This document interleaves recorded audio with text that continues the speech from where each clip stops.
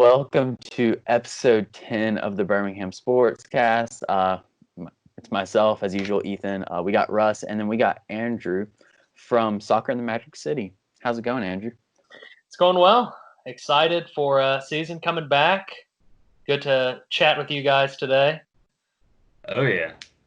Yes. So, just to start, what do you have any initial thoughts on the opening of the season? It's what was it 9 days away, something like that? July 11th. So 10, 11, 9. And hey, if it's 9, if they want to bump it up, that's good with me. Oh yeah. First thought, long overdue. You know, our primary concern during all this COVID-19 and the civil rights discussion, primary concern is, the dignity of every person, everybody's health, everybody being recognized and appreciated. So that's our primary concern. But on top of that, we're longing for the season to come back, right? We're really excited about it. It's going to be a great, exciting time to bring the city kind of back together into this is our team, right? The Barons. I saw minor league baseball season's not going on, right? correct. Hockey, we're y'all know better than I do about the hockey, but the Legion, we're coming back. It's the first game of this season. Some other teams have already had a game, and we're gonna have a season. We're gonna have a champion. We're gonna have an opportunity to play for a championship. So it's exciting. But in terms of the team itself, one thing that I've been concerned about is whenever you have a break like this, you're separated. You're not together. What does that do with cohesion? What does that do with chemistry? But I don't know if you saw on the Legion Instagram, Tommy talking about the team, and one thing that he's looking forward to the most is how unified we are in these first couple of practices we've had. It's like they didn't miss a step. New guys coming in, right into the fold. So that's really exciting. Those are a couple things I'm really looking forward to about this restart. Oh yeah. From what I've seen, I don't think we have any issue with fitness. From what I've seen on Instagram interviews, everyone seems like they didn't really lose too much of their fitness during the quarantine, which is a positive sign. Because I've heard some players in other leagues that come back from quarantine and their fitness is just gone. Mm-hmm. And I think that could give us an advantage depending on how well other teams have been training. Mm-hmm. Yeah, and just quickly, the what I've seen, you mentioned other leagues. What I've seen in the other leagues is even those guys that are really fit, it's the game fitness and the practice fitness. It's two different ball games, right? Oh yeah. But the guys who come back fit obviously have the advantage there. But I don't know if y'all have seen in these other leagues. I know Ethan and I just before the podcast was starting talking about the Premier League. But even in Germany too, because everybody doesn't have that match fitness, the game's a lot more stretched. There's more space, and the teams that are really being successful are those teams that have the more technical players. So when you start thinking about our roster, you start thinking about Prosper Kasim, and you start thinking about new guys like Bruno Lapa coming in with their technical ability, that gets you really excited. Oh yeah. And I want to chime in here. I can guarantee one thing. Was it Cromwell, Razak, Rudolph, and shoot, I want to say Nico, and there's one other. It's either Prosper or Anderson. They were getting in their 4 a.m. runs, no joke, 4 a.m. runs in the morning. So those guys will be flying on the field, hopefully. Absolutely. But yeah, so I want to transition a little bit, get a little bit to can't speak right now. Learn more about, I don't know, your favorite players, that type of jazz for the Legion. So I want to lead off with this one question. I just said it, but favorite player on the Legion?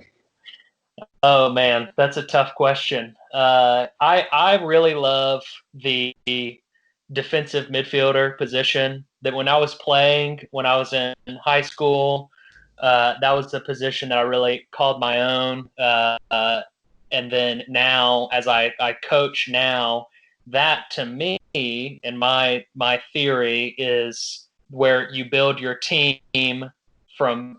That's the spine of the team is so important, and the middle of that spine, whoever's playing in that holding midfielder role, is so important. So I've got to say, Anderson, for the frame that he has, he's a big, muscular guy, but he's not too tall.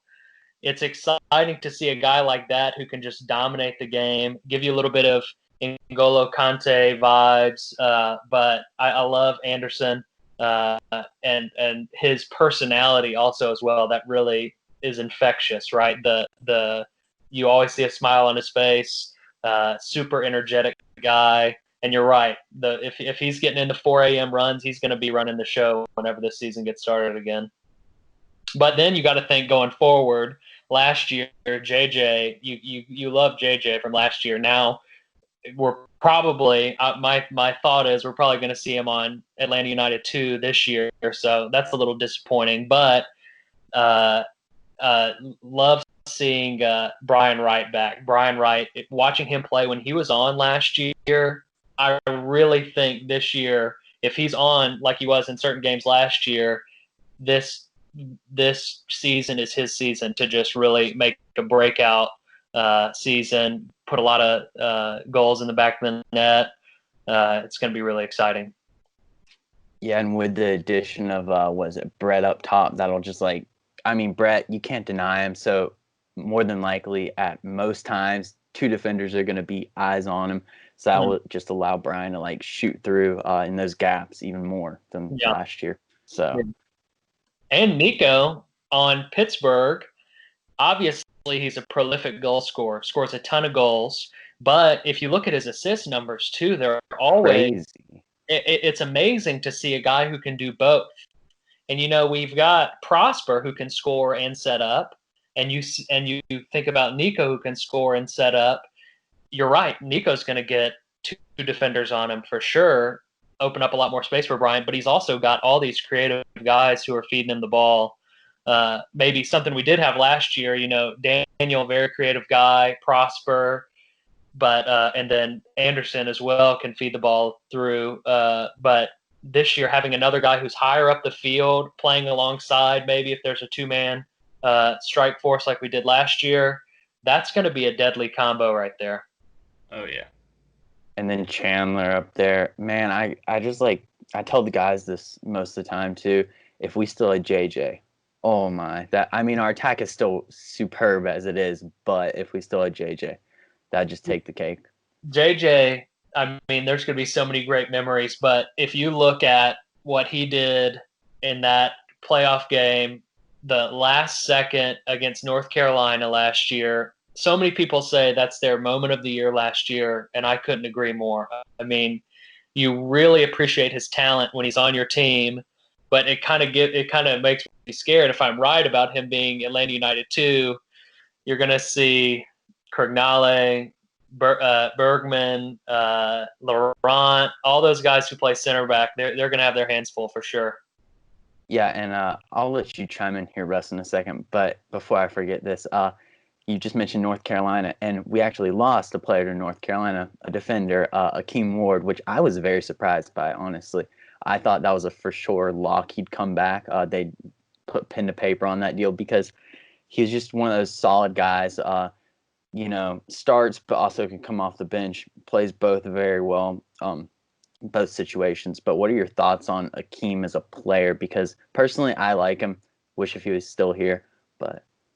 Oh, yeah. I love last year. It seemed like kind of in the run-in towards the playoffs was getting a lot of looks at that left back spot.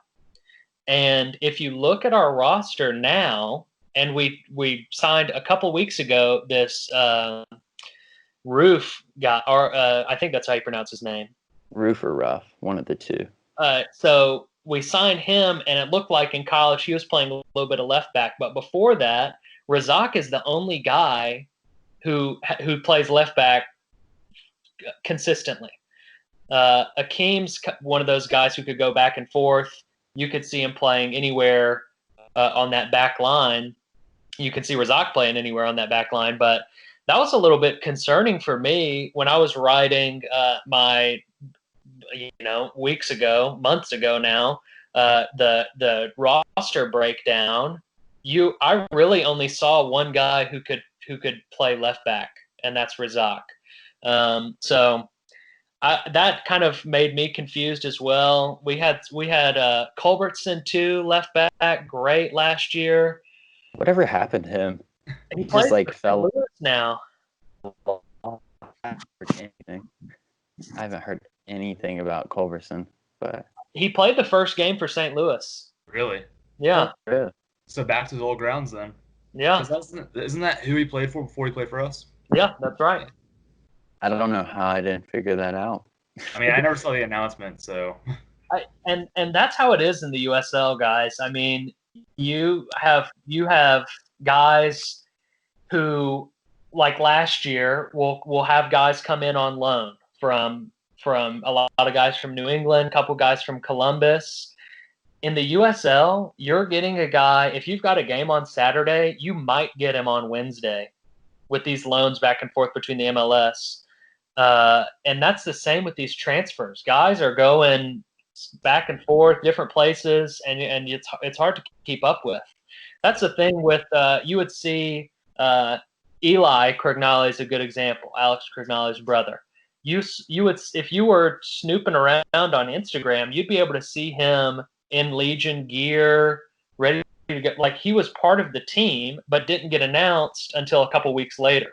And it's same with Jake, Roof, Ruff, whichever one it is. So it's just the league that we're fans of. It's strange sometimes, a little frustrating, but it's just how it is. Yeah, I remember seeing a post. Was it Johannes with Eli and where did they play the international friendly? Shoot, Central America, somewhere like that. But yeah, I remember they were posing, and I was like, hold up. This hasn't been announced yet. But then I remember I hopped on one of the Instagram lives, and Jay actually mentioned it, and this was 2 weeks before they officially announced it. He was like, we've got guys on the roster signed, and he mentioned Eli, and I was like, this is interesting.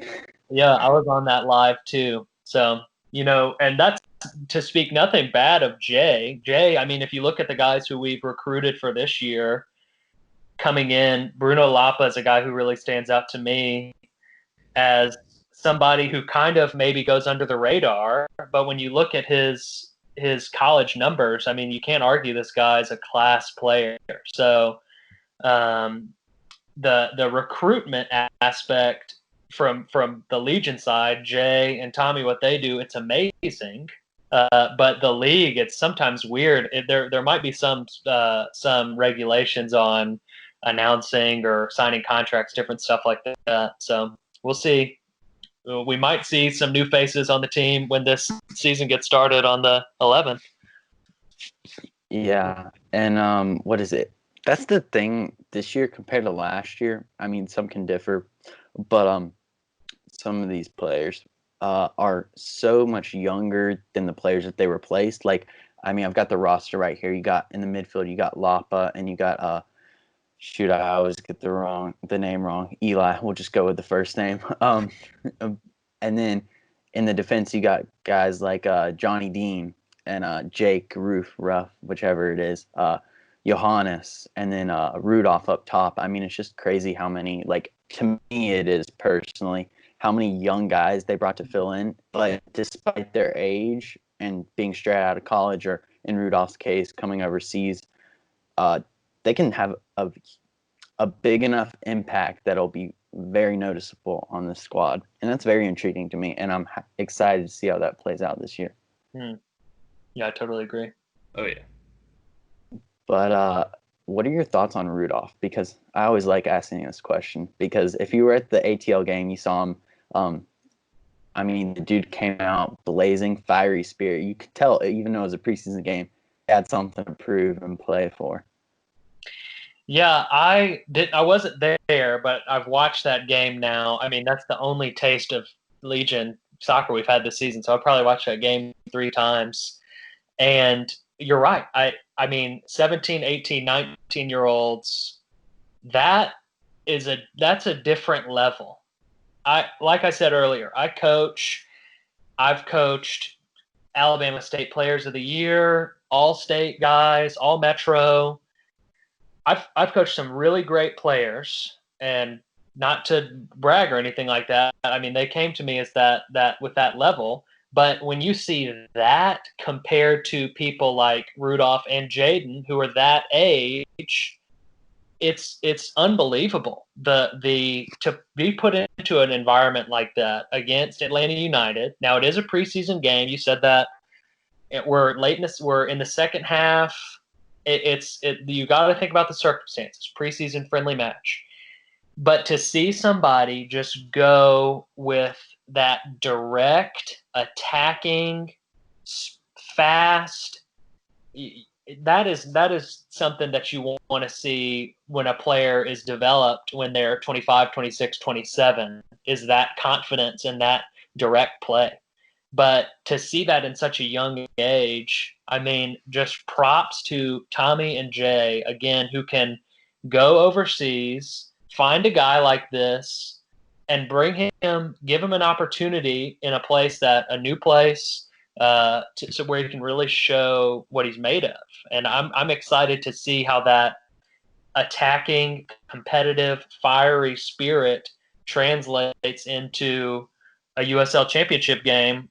I mean, imagine him doing what he did, scoring against ATL. Imagine him doing that against Memphis and doing the celebration that he does. I mean, we're going to have not as many fans at these regular season games as we did at that Atlanta game, but looking at the fans and just announcing himself, that'll be pretty exciting.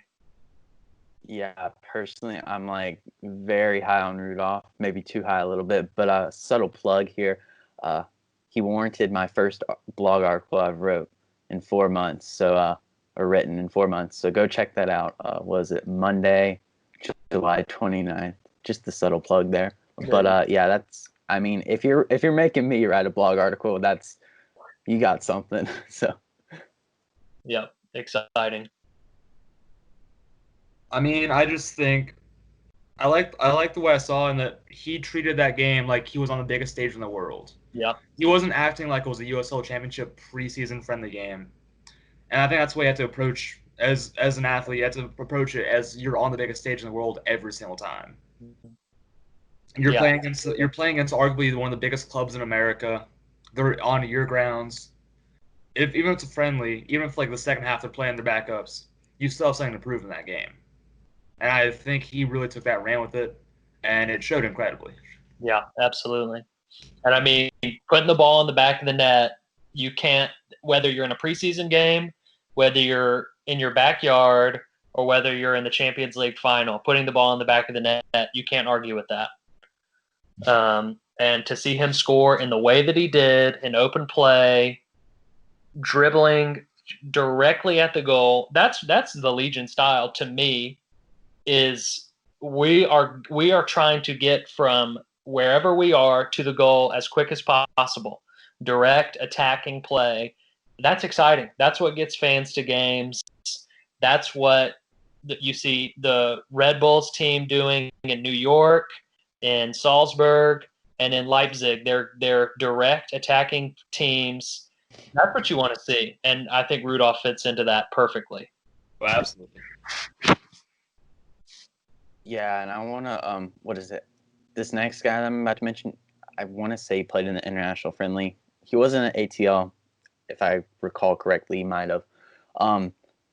But Johnny Dean, I don't know why. I just have that gut feeling that this guy is going to have a very unlikely impact, a good impact, but like somebody that basically just under the radar.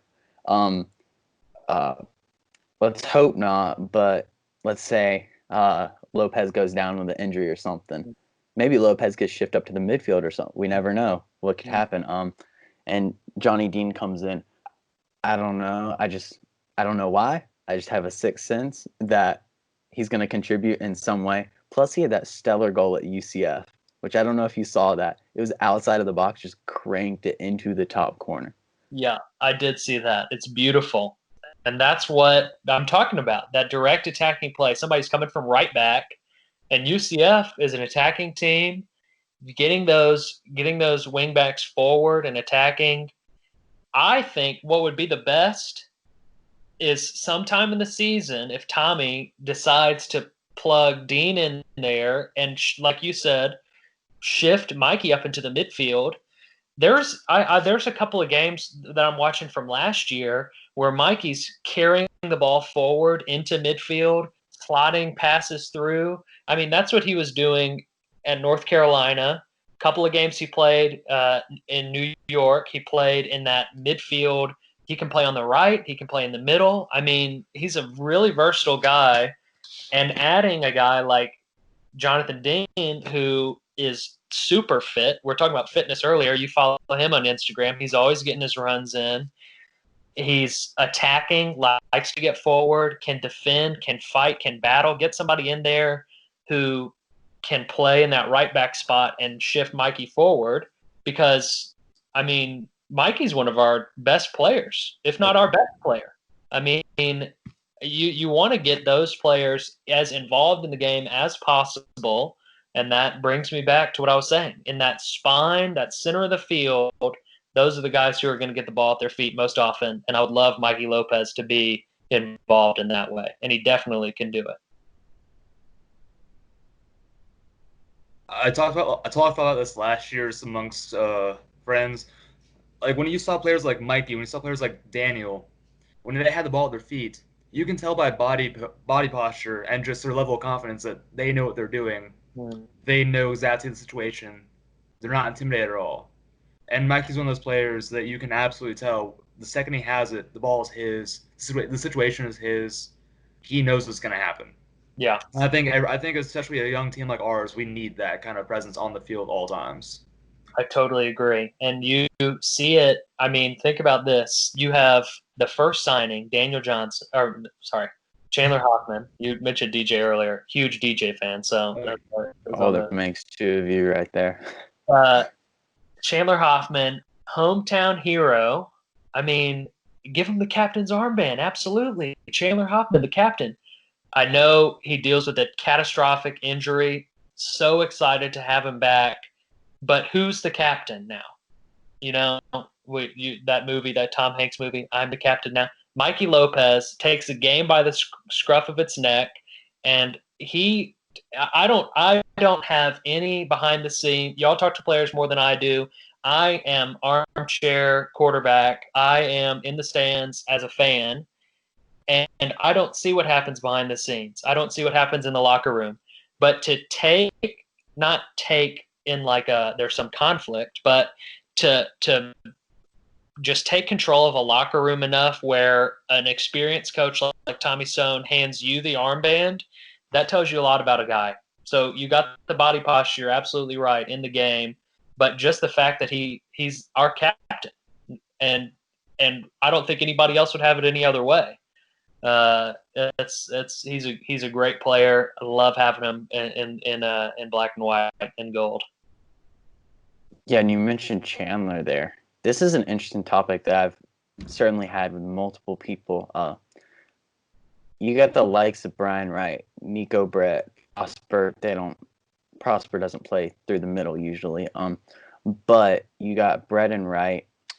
You think Hoffman sees the field on a reoccurring level, or do you think he's riding the bench a little bit more than usual?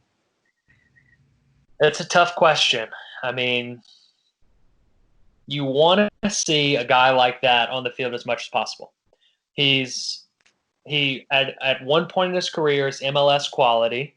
At another point in his career, he's scoring goals for fun in the USL Championship, like it's nobody's business. But to me, again, on the armchair quarterback, you're sitting in the stands as a fan.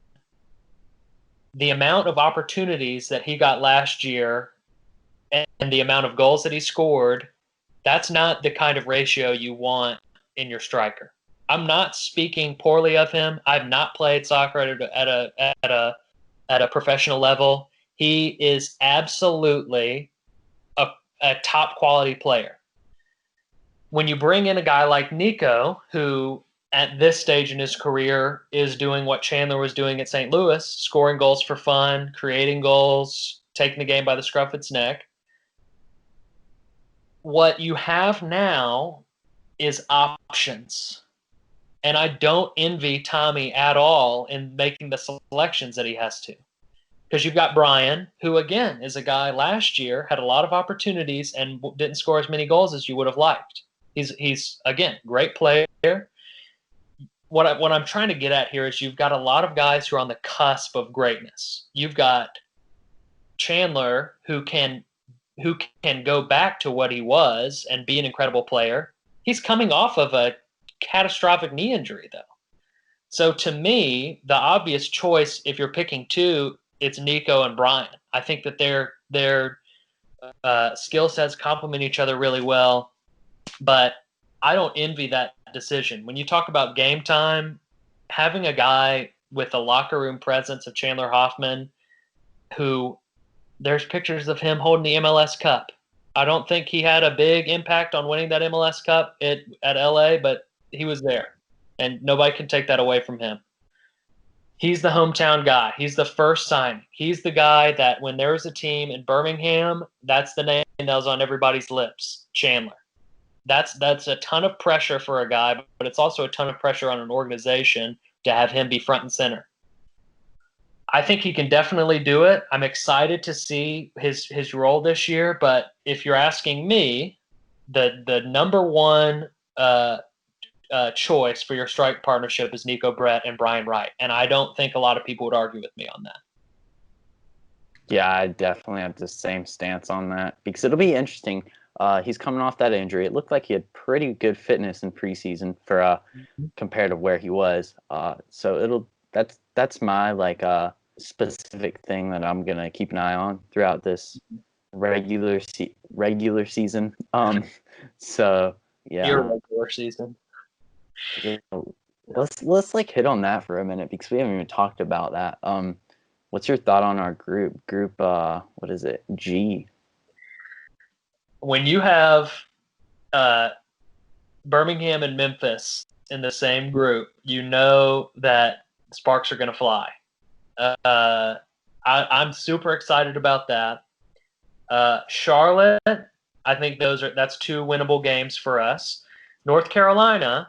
Again, we talked a little bit about Akeem they did some good recruitment, and you don't know. I mean, that could kind of go either way. Now, I think that if you're taking it team by team, like I said, Charlotte. Some people might be looking at our group and thinking Birmingham had a good end of the season last year, but not an incredibly consistent season last year. They might be looking at us and saying, okay, those are two winnable games. But with the recruitment that we did, I think that these other teams in the group are scared of us. You look at Charlotte, a couple of good players. I saw a stat today as I was reading some articles today. Their goalkeeper had the second most saves in all the USL Championship last year. Now, there's one part of that says, man, their goalkeeper is really good. He makes a lot of saves. But the other part of that is his defense is letting a lot of stuff in and making sure they have a lot of shots for the other team. So I think we just talked about our forward pool, when you've got Nico and Brian and Prosper, Rudolph coming through, Chandler, when you've got guys like that against a team that gives up a lot of shots, I mean, I would definitely favor us in that scenario. When you're talking about Memphis, that's always going to be a competitive game, no matter if we're excellent and they're terrible or the other way around, if that's possible. That's always going to be the sparks are always going to fly on that one. And then again, you look at North Carolina, maybe when we played them in the playoffs last year, of course, we talked about that earlier, and JJ with the moment of the season last year. But I mean, we went toe to toe with them, and JJ took him to the last minute to score that goal, but That's not to say that there weren't other opportunities for us there. So I think it's going to be a competitive group. I can see us coming out number 1. I could see us coming out number 2. But I think that it's us and North Carolina are the favorites in that group. Charlotte, going to be some good games. They've got some good attacking talent. But I think we win those games. And then Memphis, of course, that's always going to be a competitive game. But it's exciting. The regional aspect of things, I was looking forward to having Atlanta United 2 in our group whenever I heard that it was going to be regional, because JJ, but also there's a lot of connections between the teams. Of course, Anderson comes from Atlanta United 2, and there's a lot of connections there. And I think that while there seems to be this little bit of a partnership based on that preseason game, I mean, you can't not have a rivalry with it. I mean, Atlanta's closer than Memphis is, so you can't not have a rivalry there. But I'm excited. I think that we can get through this group another year together. Again, going back, Tommy saying we're really a cohesive group. The players that we've brought in that we didn't have last year, I think that this is going to be a winnable group for us. Yeah, and this is what I want to round it off. This is my last question, and then Russ, I'll throw it over to you if you have any final thoughts. But who's your one player to watch out for? Not necessarily like a Nico Brett, because we all know Nico is Nico, but maybe an under the radar type guy. Oh man, well, let's see. We've mentioned a lot of guys so far, a lot of guys to keep your eyes on this year. Very exciting year to look forward to. I'm going to answer this one like a shotgun, because there's a couple of different guys that I think you can mention. You've got 2 guys coming back from huge injuries that are crowd favorites, Chandler Hoffman and Laurent. I think that they're both in positions where it's kind of make or break for them. Laurent is going up against 2 really class center backs. Crenali and Bergman, I think, are going to be not only great individual players, but make a great tandem. So can Laurent break into that? Can he make an impact in the back line? Same thing with Chandler. We talked about Chandler a lot earlier. And just to circle back to that, some people might get mad at me. He's the Birmingham guy. He can definitely make a huge impact this season. I could definitely see him starting and Brian coming off the bench. I can see Brian starting and Chandler coming off the bench. You mentioned Nico, of course. He's going to be one of our go-to guys this year. I think my number 1, though, and this might be kind of an off-the-wall answer, is Bolu Akinyote. I think that his partnership with Anderson in the middle of the field, and if there's been a theme throughout this whole interview, discussion with me, it's so important what you have in the middle of the field there. And when you've got Anderson, it's a solid 7 or 8 out of 10 every game. You bring Bolu in, which he could play in the MLS with Nashville this year. I'm so surprised that we were able to get him in. When you've got a right foot of Anderson who can play the ball forward, progress the ball up the field, or he can go side to side and he's running around all over the place, and you partner him with his much taller, a little bit more gangly. Anderson's the shorter, thicker guy. Bolu's taller, a little bit longer, with his left foot going back and forth.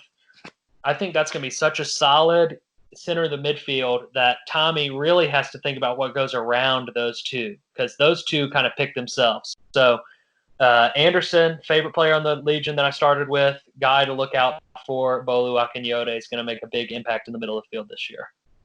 Full circle. I like it. There you go. And I'll throw it off to you, Russ, if you got anything. I only really have one question, and I think this is a going for you as your coach. Last year, we saw a lot of either 4-2-2-2 scenarios or 4-3-3s. Mm-hmm. With the way our depth is looking this year, do you think there's going to be any major formation changes? I'm personally thinking we might move to a 3-5-2. With Bolu and Anderson anchoring down this defensive midfielder role. That's a hot take that I haven't heard. Now think about this. I love that. Think about this. MVO in goal. You've got the 3 center backs we just named: Laurent, Bergman, Krignali, Mikey on the right, Razak on the left, Bolu and Anderson in the midfield, Prosper in front of them, and then you pick your 2 up top, Brian or Nico or Chandler. I mean, that's pretty serious. You got Rudolph coming off the bench. You can bring Mikey into the middle and bring Jonathan Dean in on the right. I mean, that'd be pretty sweet.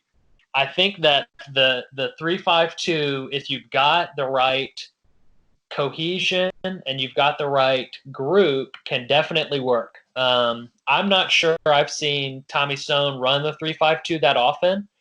And coming from the coach's perspective, it's really kind of down to your philosophy. Of course, for me, playing a lot of FIFA, whatever, you can chop and change, go through 4-3-3, 4-4-2, 4-2-2-2, 3-5-2. The formation changes all the time. But for me and the coaches that I've worked with, it's like I run a 3-5-2. I might run a 3-4-3 sometimes, but I'm rarely moving out of the 3-back.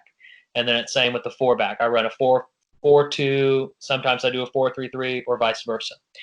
That being said, what we know from last year is the 4-back, right? So I think you're starting with that, with a 4 at the back. And then really what I think we were most successful with last year was you can call it a 4-2-2-2, kind of a 4-4-2-ish, or a diamond in the midfield, 4-1-2-1-2. So I know people who are maybe not soccer oriented, this just sounds like a bunch of numbers, but I think that if you go with some midfield group of those Anderson and Bolu and Prosper, those are 3 guaranteed starters, right?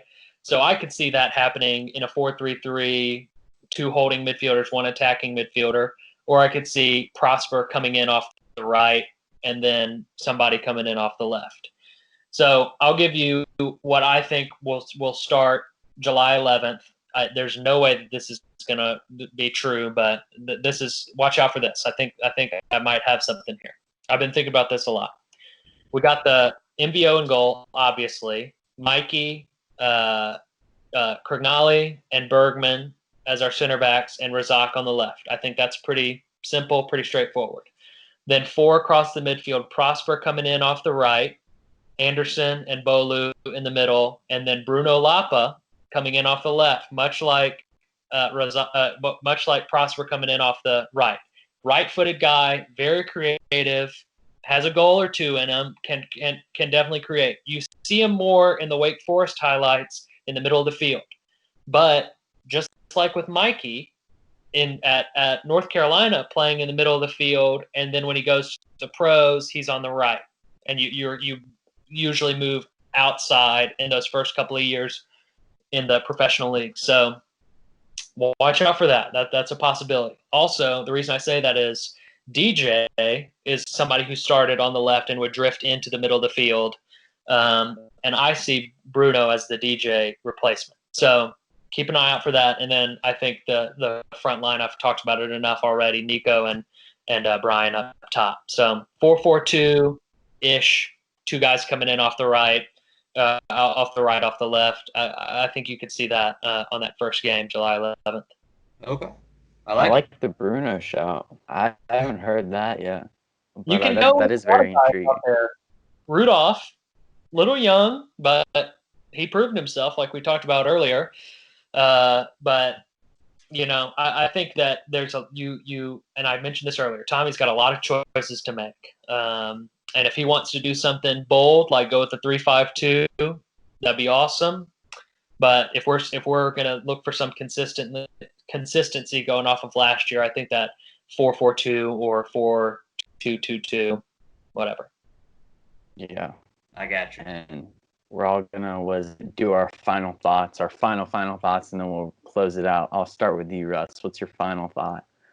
My final thought is I'm going to go with a prediction. I think Rudolph's going to pull off at least 4 goals off the bench this year. That's my prediction. There you go. Pretty All right. solid. Andrew, I'll throw it over to you. All right, I'll get into prediction mode as well. I'll say Nico Brett, at least 10 goals and at least 10 assists this year. 10 and 10. Dang. I am more than for that. Shoot. Do I have to go in prediction mode? Yeah. Hold up. We both did. Ooh. Well, I was gonna go just watch out for Razak's speed because that dude looks sharper than ever. But what's my hot take here? This is hard. What is my hot take? Give me a MVO clean sheet. How many clean sheets you think he's got? Ooh. How many I'll donuts? go with a solid 9. Honestly, 9 with our group. I mean, we still have those 4 outstanding games, but I'm going high on this. I genuinely think that's considering if the back line is a good back line. Yeah. But I mean, if Mova's been laying off the donuts, a little bit, gets that lateral movement going, should be good. There we go. Dang, watch there be like 3 now. I'm just totally off. But I'm gonna go with the second hot take right here. I'm gonna agree with you, Russ. I think that Rudolph gets goals, but I'm gonna say 5, and he makes 3 of them as a starter. Ooh. I think personally he's gonna break in on above mine, Ethan. But as a starter, he gets 3. All right. Okay. So those are our hot takes. That'll more than likely be awfully wrong. But yeah, thanks for this. Thanks for joining us, Andrew. It's episode 10 of the Birmingham Sportscast. Thanks for coming on, Andrew.